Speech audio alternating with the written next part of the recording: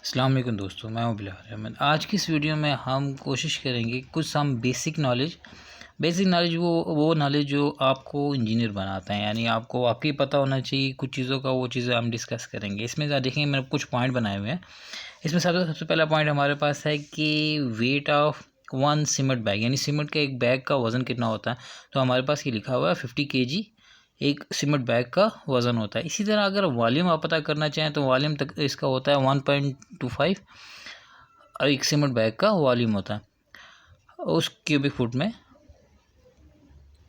इसी तरह हमारे पास सेकंड पॉइंट है density of cement. Density of cement आपको पता होना चाहिए कि 1440 यानी 1440 kg पर क्यूबिक मीटर होती है। उसके बाद तीसरा पॉइंट हमारे पास है minimum thickness of the slab. Slab आपको पता है क्या चीज़ होती है। स्लैब हम जिसे अक्सर कहते हैं छत भी कहते हैं, आम जुबान में लेंटर भी बोल देते हैं, लेकिन होती वो स्लैब ही है। इसकी यहाँ मिनिमम थिकनेस इसकी 0.125 मीटर से कम नहीं रख सकते हम। हर एक को अपने कोशिश करनी है कि इससे कम होनी नहीं चाहिए और इससे ज़्यादा ही होगी।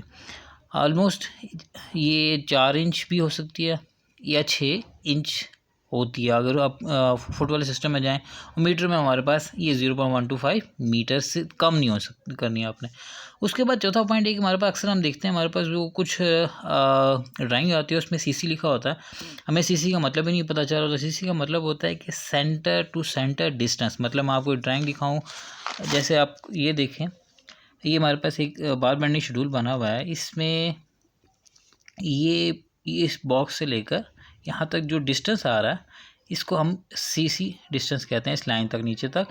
अगर इंचों में करेंगे तो ये 6 इंच हो सकता है, और अगर आपने इसे मिलीमीटर में करना है तो ये 0.125 मिलीमीटर होता है। इसी तरह ये आपके पास इसमें इसी तरह इनमें जब हम शेड्यूल बनाते हैं बार बेंडिंग का, उसमें एक मेन बार्स होती हैं और डिस्ट्रीब्यूशन बार होती है, जो इंशाल्लाह हम नेक्स्ट वीडियो में देखेंगे। अब आते हैं हम वापस अपने पॉइंट्स पे। सीसी का आपको पता चल गया, सीसी में सेंटर टू सेंटर डिस्टेंस हो गया। उसके बाद हमारे पास होता है पांचवा पॉइंट है डीपीसी।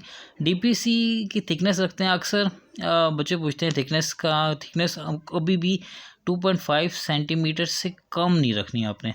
हमेशा डीपीसी की थिकनेस अब जो रखनी है वो 2.5 सेंटीमीटर ही रखनी है। इससे ऊपर हो सकते हैं, नीचे काम अब नहीं करना।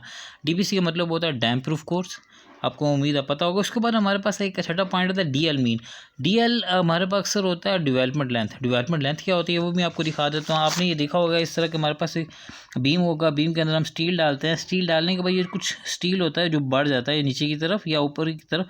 ये जो लेंथ आती है इसको हम डीएल मतलब डेवलपमेंट लेंथ कहते हैं। ये स्टील डाला हुआ है बीम में और ये जो लेंथ बढ़ रही है इसको हम डीएल कहते हैं।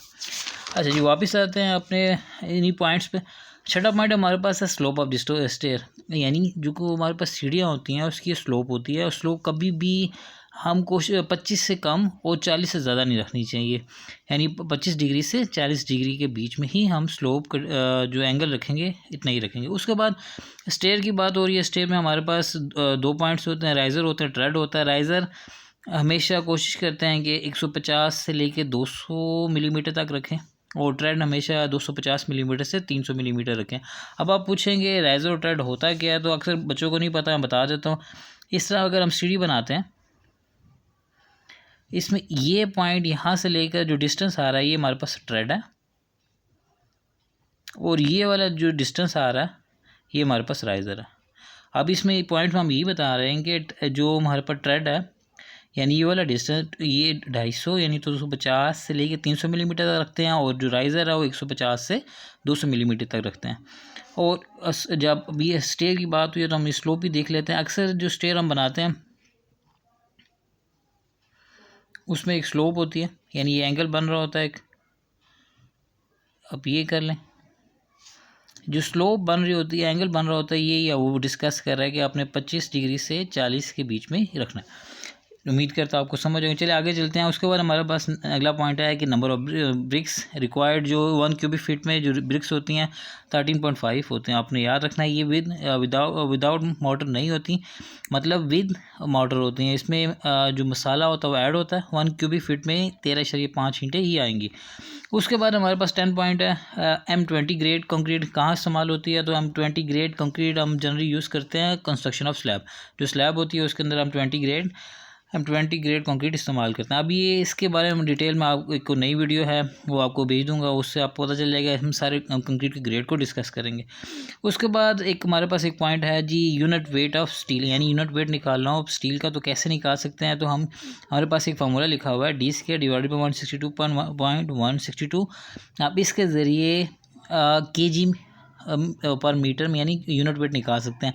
लेकिन इसमें ये होगा कि जो डाया ऑफ स्टील होगा वो हमेशा मिलीमीटर में होगा। अगर मिलीमीटर में होगा तो आप ये फार्मूला इस्तेमाल करेंगे, अगर मिलीमीटर में नहीं होता तो आप ये फार्मूला इस्तेमाल नहीं करेंगे। उम्मीद करता हूँ आपको समझ आया होगा। आज के लिए इतना ही। Thank you.